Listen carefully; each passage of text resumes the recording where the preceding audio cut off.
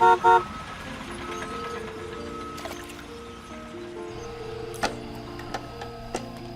he lifting up the front loader?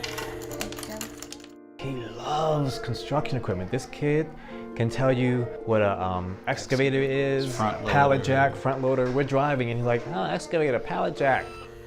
He is rambunctious. He is curious. He can make you laugh. So they eat spicy chunky salsa and spicy smooth salsa. He's empathetic. I really appreciate that he sort of walks through this world, even at 3 years old, in an empathetic way. We knew, I think, when we first met that we wanted children. We knew we wanted to adopt. We looked at Fairfax County, went to an info session, and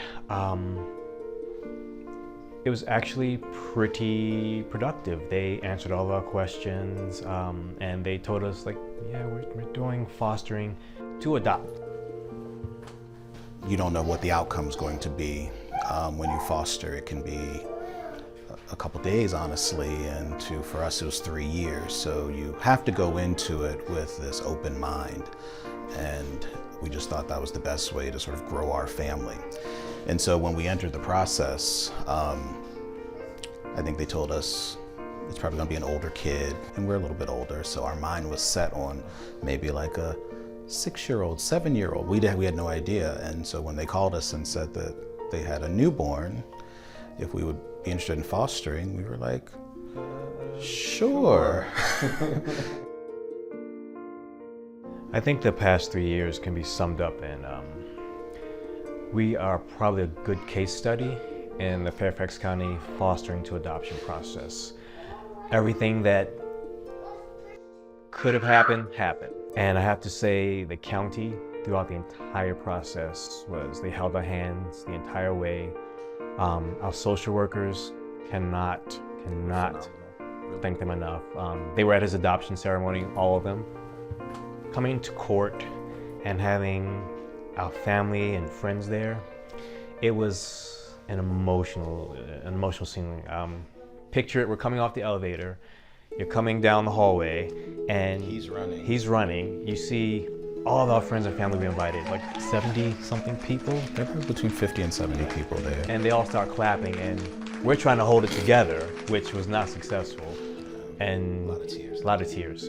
I think when we actually got to the courtroom and everyone's seated and the judge is sitting there, then I think it calmed down a little bit for us, sort of in our heads. It was like, all right, I tried really hard to be in the moment, and they let us hold Smith, and so it's like just the 3 of us, and everyone behind us sort of evaporated, honestly. And so the judge, he actually let Smith sign his own adoption paper, gave him a pen, and let him sort of sign on the bottom.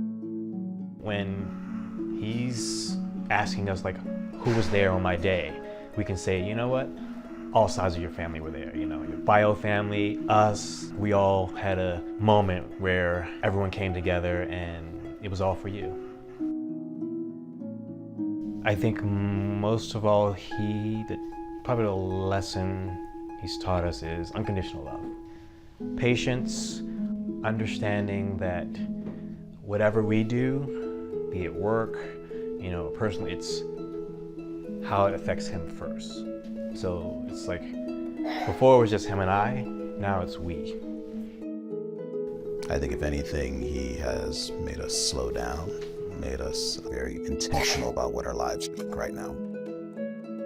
When it comes to potentially fostering an adoption, families should really consider going to the information sessions, asking a lot of questions, talking to individuals who have gone through this process that are usually at the information sessions and getting honest answers.